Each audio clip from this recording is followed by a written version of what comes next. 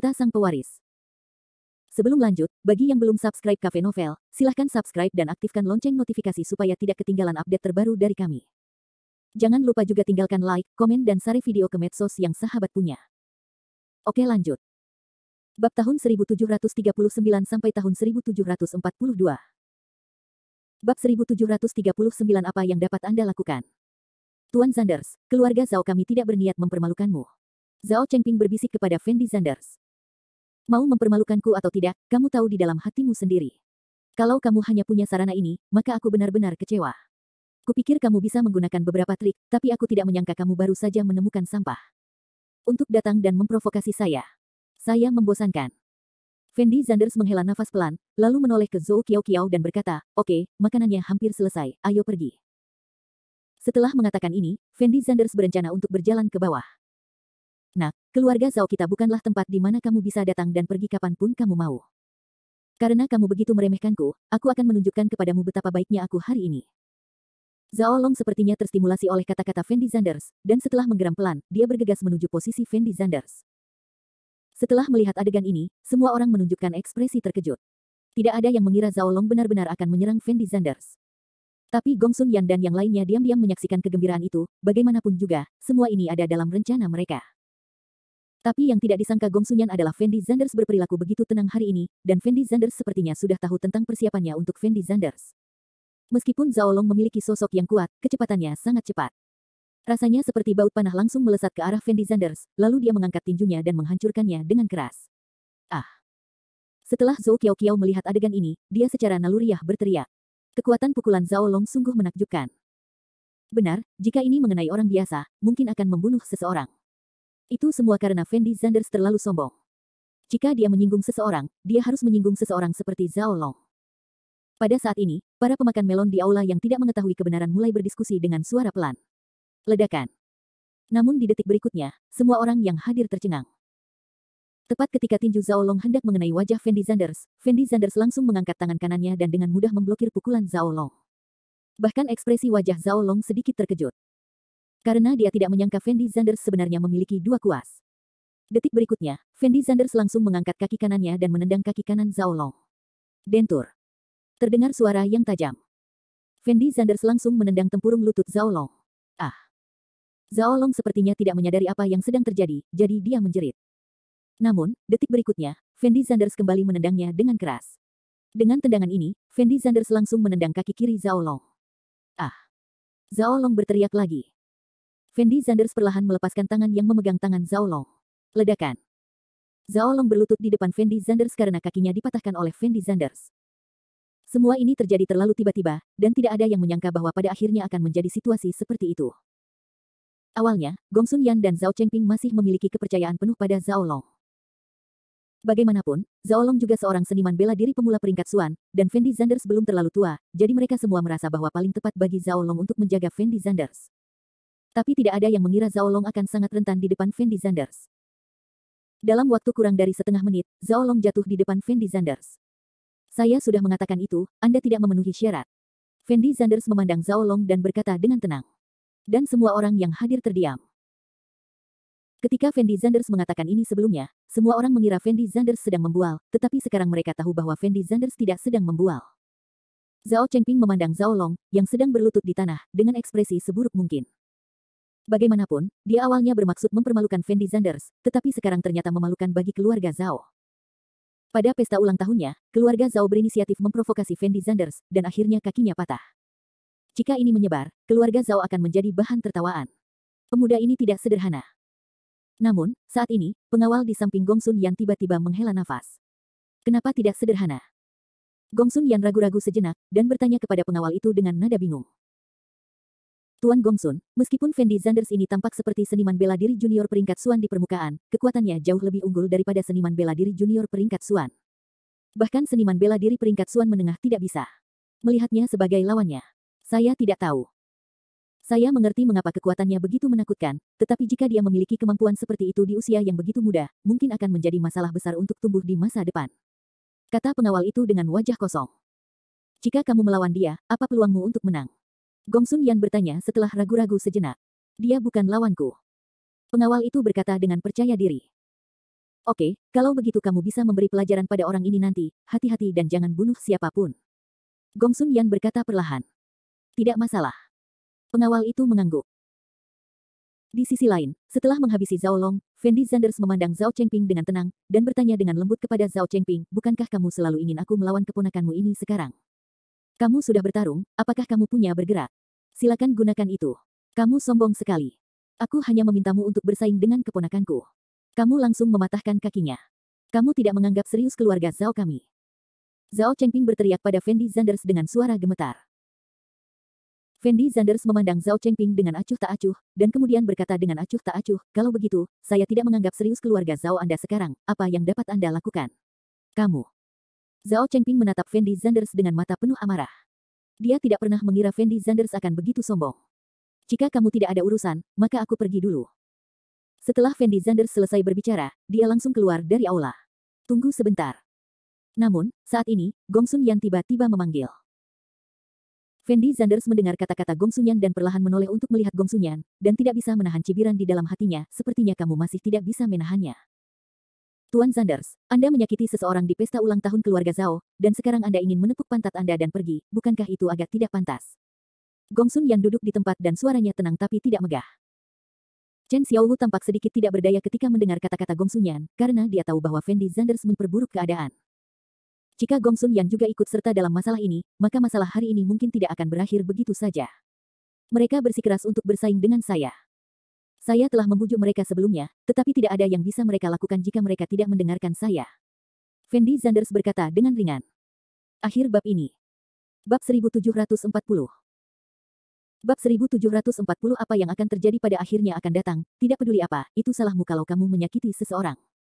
Gongsun Yan mengerutkan kening dan berkata. Terus. Saat Fendi Zanders menghadapi Gongsun Yan, dia tidak menunjukkan rasa takut sedikit pun. Jika kamu tidak memberikan penjelasan kepada keluarga Zhao hari ini, jangan pernah berpikir untuk pergi dari sini. Gongsun Yan mengucapkan kata demi kata. Hehe. Fendi Zanders tersenyum menghina saat mendengar kata-kata Gongsun Yan, lalu berkata dengan ringan, jika saya ingin pergi, tidak ada yang bisa menghentikan saya. Setelah mengatakan ini, Fendi Zanders keluar dari aula dengan langkahnya. Gongsun Yan menoleh dan menatap pengawal di sampingnya. Setelah memahami maksud Gongsun Yan, pengawal itu bergegas menuju posisi Fendi Zanders. Semua orang yang hadir tahu di dalam hati bahwa kejadian hari ini akan menjadi kekacauan besar. Jika Gongsun Yan ikut campur dalam insiden ini, Fendi Zanders pasti harus membayar harganya sebelum dia bisa pergi. Kecepatan pengawal itu sangat cepat, dan dia bergegas ke belakang Fendi Zanders hampir dalam sekejap mata, lalu meraih pakaian Fendi Zanders dengan keahliannya. Ledakan.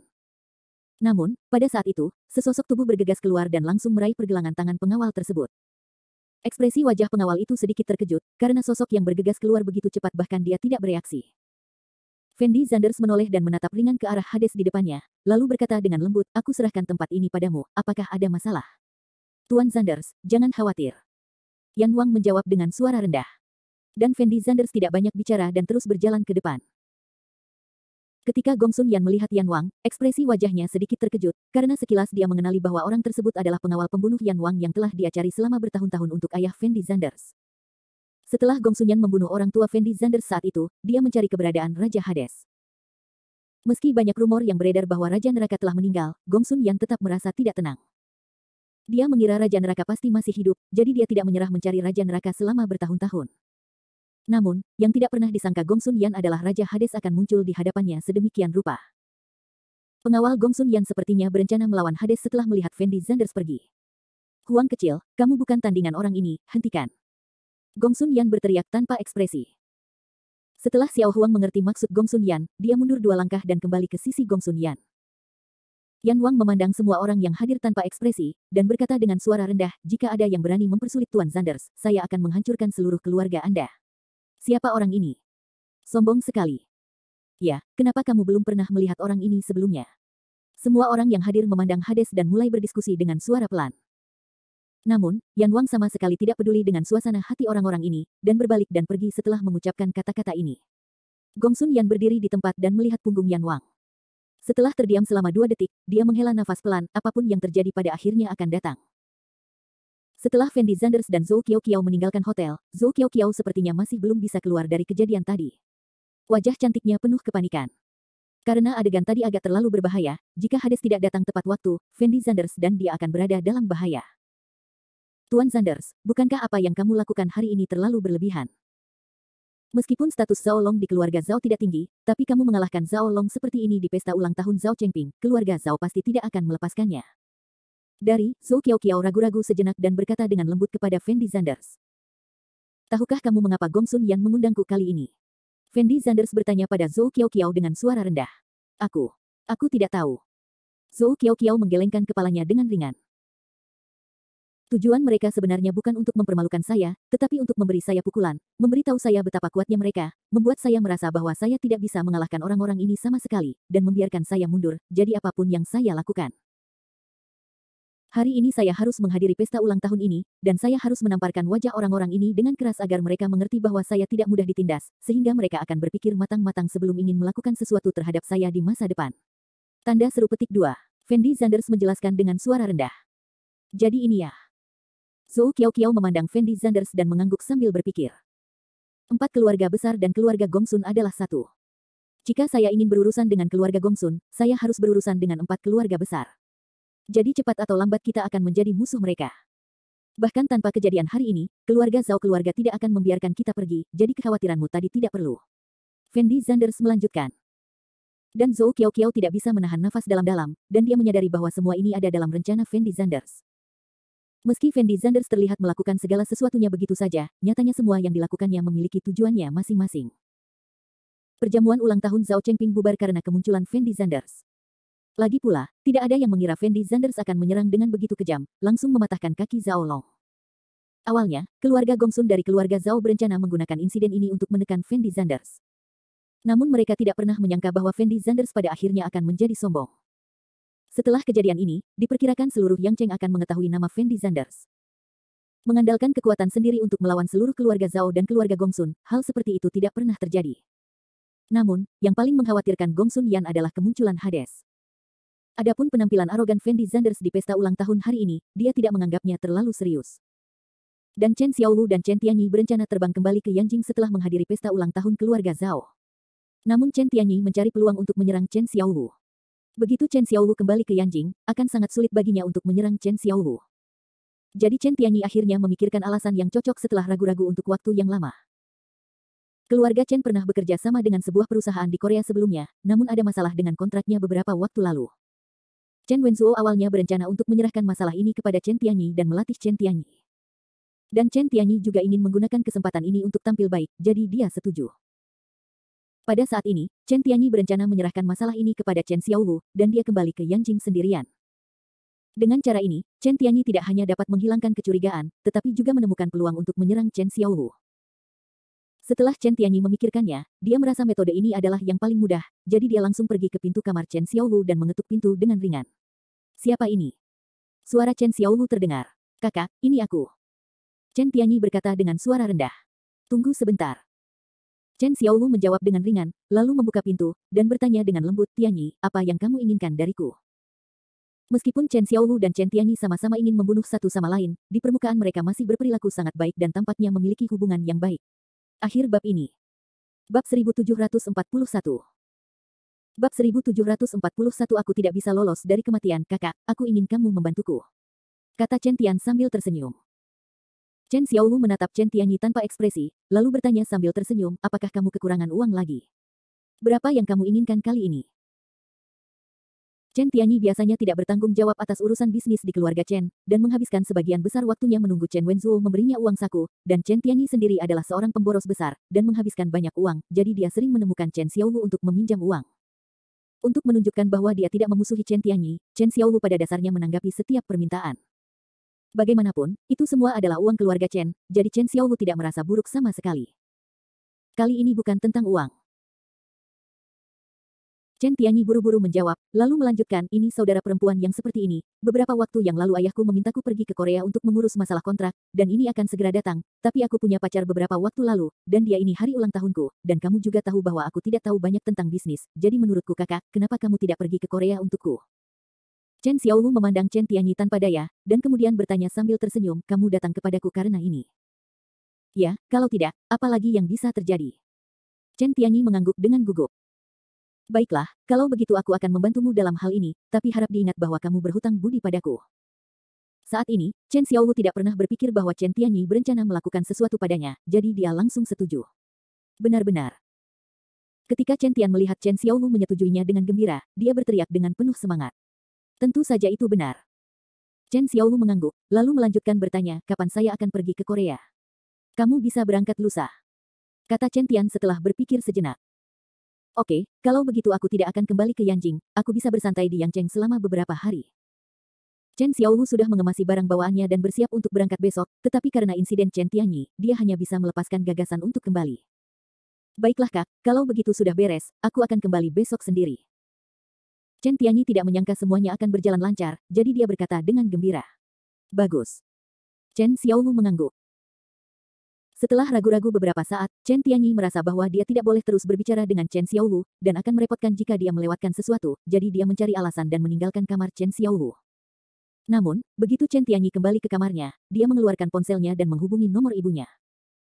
Bu, aku sudah menemukan cara agar Chen Xiaowu membantuku tinggal di Yangcheng. Bagaimana persiapanmu? Chen Tian bertanya dengan suara rendah. Orang-orang di sisiku telah menghubungimu untukmu. Diperkirakan kamu akan bisa tiba di Yangcheng dalam 2 hari, dan kemudian kamu bisa menyerang Chen Xiaowu. Pihak lain berkata dengan tergesa-gesa. Bagus sekali, Chen Xiaowu pasti akan mati kali ini. Chen Tian berkata dengan penuh semangat. Namun, ketika Chen Tianyi mengatakan ini, dia tidak menyadari bahwa Chen Xiaowu sedang berdiri di luar pintu kamarnya. Chen Xiaowu tidak datang ke sini dengan sengaja untuk menguping panggilan telepon Chen Tianyi. Lagi pula, tidak ada yang mengira Chen Tianyi akan begitu tidak sabar dan menelepon Shen Yazu tepat setelah dia meninggalkan kamar Chen Xiaowu. Ekspresi wajah Chen Xiaowu setelah mendengar perkataan Chen Tianyi sangat mengejutkan, karena berita tersebut terlalu mengejutkan bagi Chen Xiaowu. Baru saja, setelah Chen Xiaowu setuju untuk membantu, dia tiba-tiba menyadari bahwa tiket pesawatnya telah dipesan, dan semua tiket pesawat ini dipesan oleh Chen Tianyi, jadi Chen Xiaowu berencana meminta Chen Tian untuk mengembalikan uang tiket pesawatnya sendiri. Tapi dia baru saja berjalan ke pintu Chen Tianyi ketika dia mendengar Chen Tianyi memanggil seseorang. Karena penasaran, Chen Xiaowu tidak memilih untuk mengetuk pintu, tetapi menempelkan telinganya ke pintu untuk mendengarkan apa yang dibicarakan Chen Tianyi. Katakan apa? Tidak peduli apa yang Anda dengar, biarkan dia mendengar rahasia yang mengejutkan secara langsung. Chen Tianyi dan Shen Yazu berencana untuk menyingkirkan diri mereka sendiri. Awalnya, Chen Xiaowu telah mencari kesempatan untuk menyerang Chen Tian, tetapi dia tidak pernah menyangka bahwa kecepatan lawan lebih cepat dari kecepatannya, jadi dia berencana untuk menyerang dirinya sendiri terlebih dahulu. Untuk sesaat, ekspresi wajah Chen Xiaowu menjadi tegang. Saat ini, dia tidak tahu bagaimana menghadapi situasi ini, karena dia tidak pernah berpikir bahwa Chen Tianyi akan melakukan apapun pada dirinya sendiri saat ini. Chen Xiaowu menarik napas dalam-dalam, lalu segera kembali ke kamarnya. Setelah kembali ke kamar, Chen Xiaowu duduk di tempat tidur dan mencoba menenangkan emosinya, dan kemudian mulai memikirkan bagaimana menghadapinya. Mungkinkah Chen Tianyi dan Shen Yazu mengetahui kerja sama saya dengan Fendi Zanders? Pertanyaan ini pertama kali terlintas di benak Chen Xiaowu. Karena dia tidak dapat menemukan alasan lain bagi Chen Tian untuk melakukannya sendiri. Tetapi segera Chen Xiaowu menggelengkan kepalanya, karena dia tahu bahwa jika masalah antara dirinya dan Fendi Zanders diketahui oleh keluarga Chen, sangat mustahil bagi Chen Tianyi untuk melakukannya sendiri, dan Chen Wenzuo harus menanganinya. Seharusnya Shen Yazu takut saya akan bersaing dengan Chen Tianyi untuk mendapatkan posisi patriark, jadi dia berencana untuk menyerang lebih dulu. Segera Chen Xiaowu memikirkan jawaban kedua. Tentu saja jawaban ini sedikit lebih masuk akal dibandingkan jawaban sebelumnya. Setelah Chen Xiaowu ragu-ragu selama 2 detik, dia hendak mengeluarkan ponselnya untuk menelepon Fendi Zanders, tetapi dia melepaskan ide ini setelah mengamati situasi di dalam ruangan. Dia tahu betul di dalam hatinya bahwa karena Chen Tianyi sudah berencana melakukan sesuatu padanya, maka kamarnya mungkin juga berada di bawah pengawasan Chen Tianyi. Jika dia menghubungi Fendi Zanders saat ini, dia akan jatuh ke dalam perangkap. Selain itu, meskipun Chen Xiaowu sudah mengetahui tujuan sebenarnya Chen Tianyi, dia tidak punya pilihan selain segera pergi, karena jika dia pergi sekarang, itu berarti dia tahu apa yang ingin dilakukan Chen Tianyi, sehingga segalanya hanya akan menjadi lebih buruk. Pada saat ini, suasana hati Chen Xiaowu masih sangat mudah tersinggung, lagi pula, serangan mendadak Chen Tianyi membuatnya lengah. Di sisi lain, setelah Fendi Zanders meninggalkan pesta ulang tahun keluarga Zhao, dia mengikuti Zhou Qiaoqiao kembali ke perusahaan. Bagaimanapun, keluarga Ye telah mengalihkan kelima perusahaan tersebut ke Fendi Zanders, jadi sekarang Fenyun Real Estate tidak dapat lagi memfokuskan seluruh energinya pada pengembangan real estate, dan perlu menghabiskan sebagian energinya untuk menjalankan kelima perusahaan ini. Namun untungnya, Zhou Qiaoqiao telah merekrut semua bawahannya di kota Nanyuan terlebih dahulu. Dengan bantuan orang-orang ini, seharusnya tidak menjadi masalah besar untuk menjalankan kelima perusahaan ini dengan baik. Fendi Zanders dan Zhou Qiaoqiao mengadakan pertemuan sepanjang hari di perusahaan, sebagian besar waktunya dihabiskan untuk mendiskusikan bagaimana menjalankan 5 perusahaan. Sudah lewat jam 5 sore setelah Fendi Zanders menyelesaikan pertemuan dengan Zhou Qiaoqiao dan yang lainnya. Fendi Zanders hanya mengemasi barang-barangnya dan bersiap untuk pulang. Jingle bell. Tapi saat ini, ponsel Fendi Zanders tiba-tiba berdering. Fendi Zanders mengeluarkan ponselnya dan melihatnya, dan menemukan bahwa itu adalah panggilan Qinlan, jadi dia menghubungkan panggilan itu. Akhir bab ini. Bab 1742 Bab 1742 Peramal, ada apa? Fendi Zanders bertanya dengan tidak sabar. Aku akan keluar sekolah nanti, kamu bisa menyetir untuk menjemputku. Qinlan berkata dengan lembut. Tidak bisakah kamu naik taksi sendiri? Fendi Zanders bertanya dengan sikap yang tidak bisa berkata-kata. Jika saya bisa naik taksi, mengapa saya harus menelepon Anda? Saya lupa membawa uang ketika saya keluar hari ini, dan Fendi Zanders, bagaimana sikap Anda? Apakah Anda lupa apa yang terjadi dengan keluarga Chen? Membantu Anda. Tanpa bantuan saya, bisakah kamu mendapatkan hard drive Wei Yong? Qinlan berteriak dengan nada sangat bersemangat. Dan Fendi Zanders tampak tidak berdaya setelah mendengar kata-kata Qinlan, lalu berkata dengan suara rendah, "Oke, saya mengerti, saya akan menjemputmu sekarang." Setelah mengatakan ini, Fendi Zanders langsung menutup telepon. Qinlan ini akan mencarikanku sesuatu untuk dilakukan segera setelah dia datang. Fendi Zanders mengeluh tanpa berkata-kata, lalu keluar dari kantor. Universitas Qinlan sebenarnya tidak jauh dari gedung Fengyun. Fendi Zanders membutuhkan waktu sekitar 10 menit untuk sampai di gerbang sekolah. Saat ini sudah waktunya sekolah berakhir, sehingga banyak siswa yang keluar dari sekolah. Saya harus mengatakan bahwa kualitas keindahan di Universitas Yangcheng sungguh luar biasa tinggi. Pada dasarnya, seorang wanita cantik lewat setiap 1 atau 2 menit. Mobil yang dikendarai Fendi Zanders hari ini adalah mobil perusahaan, sedan Mercedes-Benz bernilai jutaan. Meski mobil jenis ini tidak terlalu langka di jalanan saat ini, namun bagi Fendi Zanders yang mengendarai mobil jenis ini di usia yang begitu muda, tetap akan menarik perhatian banyak pelajar. Bahkan akan ada gadis-gadis yang datang untuk memulai percakapan dengan Fendi Zanders atas inisiatif mereka sendiri. Jika Fendi Zanders tidak mewarisi warisan Li Xiuqian, dia akan sangat senang mengobrol dengan begitu banyak wanita cantik, tetapi sekarang Fendi Zanders sedang tidak berminat untuk berbicara dengan para siswa ini. Bagaimanapun, wanita di sekitar Fendi Zanders sudah cukup umur. Feng sekarang merasa pusing setiap kali memikirkan hal-hal ini, bagaimana dia bisa punya mood untuk berhubungan dengan gadis lain. Setelah waktu yang tidak diketahui, Qinlan yang seksi dan berpakaian indah akhirnya keluar dari sekolah. Kemunculan Qinlan langsung mengalahkan semua gadis. Tidak mungkin Qinlan begitu cantik. Sosok dan temperamennya adalah yang terbaik di antara yang terbaik. Mengenakan gaun putih yang bermartabat dan anggun semakin anggun. Hanya saja Qinlan datang ke sekolah untuk pertama kalinya hari ini, jadi dia berdandan sedikit lebih formal dan kurang seksi. Jika Qinlan mengikuti pakaian biasa Qinlan, dia mungkin akan melihat langsung ke arah anak laki-laki di sekolah konyol itu. Bahkan dengan gaun seperti itu, Qinlan masih menarik perhatian banyak anak laki-laki. Segera Qinlan menemukan Fendi Zanders berdiri di pinggir jalan, dan berjalan dengan anggun ke sisi Fendi Zanders dengan sepatu hak tinggi. Masuk ke dalam mobil. Saat ini, Fendi Zanders sepertinya masih marah karena Qinlan berencana untuk tinggal di rumahnya, sehingga sikapnya terhadap Qinlan tidak terlalu baik. Bukankah kamu hanya memintamu untuk menjemputku? Apakah kamu sedikit terlalu pelit? Qinlan cemberut dan berkata. Ini bukan sesuatu yang kamu minta aku jemput kamu. Fendi Zanders menjawab dengan suara rendah. Untuk apa itu? Qinlan mengulurkan tangan untuk membuka pintu mobil dan masuk ke dalam mobil, lalu berkedip dan bertanya pada Fendi Zanders. Karena kamu tidak tahu kenapa. Fendi Zanders menjawab dengan ringan, dan kemudian berencana untuk menyalakan mobil. Bang bang bang. Namun, pada saat ini, seseorang tiba-tiba mengulurkan tangan dan mengetuk jendela mobil Fendi Zanders. Fendi Zanders tertegun sejenak, lalu melihat keluar, dan menemukan ada seorang pria yang sangat ceroboh berdiri di samping mobilnya, dan dia masih tersenyum pada Fendi Zanders. Fendi Zanders memandang pria itu dan ragu-ragu selama 2 detik, berpikir bahwa pria itu seharusnya memohon, jadi dia tidak terlalu banyak berpikir, dan menurunkan kaca jendela mobil dan bertanya, apakah ada yang harus kamu lakukan? Anak muda, saya seorang peramal, apakah Anda ingin saya memberitahu Anda sebuah keberuntungan? Pria itu memamerkan giginya dan bertanya pada Fendi Zanders. Tidak perlu. Fendi Zanders menggelengkan kepalanya tanpa berpikir, lalu berencana menutup jendela mobil. Tetapi pria itu langsung menghentikan Fendi Zanders, dan kemudian berkata sambil tersenyum, saya pikir Anda harus membiarkan saya meramal untuk Anda.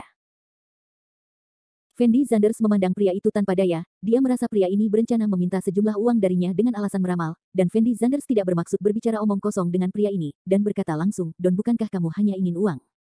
Ini $100, ambil uangnya dan cepatlah. Pria itu melihat uang yang diserahkan Fendi Zanders dan tersenyum, lalu berkata dengan lembut, anak muda, uang adalah sesuatu di luar diriku, aku tidak membutuhkan hal semacam ini. Lalu apa yang ingin kamu lakukan? Fendi Zanders bertanya sedikit tanpa berkata-kata. Aku ingin menghasilkan banyak uang untukmu. Pria itu berkata dengan ringan. Fendi Zanders menatap pria itu tanpa daya. Dia merasa pria ini agak terlalu aneh. Jika dia tidak memberikan uang, dia akan meramal nasibnya. Karena dia ingin meramal nasibmu, maka kamu harus membiarkan dia melakukannya, atau dia akan terus mengandalkanmu dan kamu tidak akan bisa pergi. Kata Kinlan santai sambil merias wajah di cermin. Dan Fendi Zanders merasa kata-kata Kinlan masuk akal. Jika dia tidak membiarkan pria aneh ini mengetahuinya, dia sepertinya tidak berencana untuk pergi, jadi Fendi Zanders berkata dengan tidak sabar, oke, jika kamu ingin memberiku ramalan, lupakan saja. Keluar dari mobil. Pria itu memandang Fendi Zanders dan berkata, tidak, sebenarnya apa yang ingin kamu lakukan? Fendi Zanders bertanya pada pria itu tanpa berkata-kata. Anak muda, jangan khawatir, aku tidak punya niat jahat padamu, aku hanya ingin meramal nasibmu, keluar saja dari mobil. Pria itu menjelaskan sambil tersenyum. Setelah Fendi Zanders ragu-ragu sejenak, dia membuka pintu dan keluar dari mobil. Sekarang bisakah kamu melupakannya? Fendi Zanders bertanya pada pria itu dengan tidak sabar. Anak muda, tidak nyaman berbicara di sini, ayo pindah tempat. Sambil berbicara, pria itu mengulurkan tangan dan meraih Fendi Zanders. Fendi Zanders menatap pria itu tanpa daya, lalu mengikutinya ke samping. Saudaraku, aku tidak punya waktu untuk membuang waktu di sini bersamamu sekarang, katakan saja padaku apa yang ingin kamu lakukan. Fendi Zanders berkata dengan ekspresi patah setelah melihat pria itu berhenti. Anak muda, wanita di sebelahmu sangat berbahaya, tahukah kamu? Pria itu berkata dengan wajah misterius. Yang tadi duduk di dalam mobil. Fendi Zanders bertanya setelah tertegun sejenak. Itu benar. Pria itu memandang Fendi Zanders dan mengangguk. Apa yang ingin Anda katakan? Fendi Zanders bertanya sedikit bingung. Sebenarnya, saat aku melewati kalian berdua tadi, aku menyadari ada yang tidak beres dengan wajah kalian berdua, kata pria itu dengan nada serius. Ada yang salah dengan wajah kita berdua. Ekspresi wajah Fendi Zanders sedikit bingung.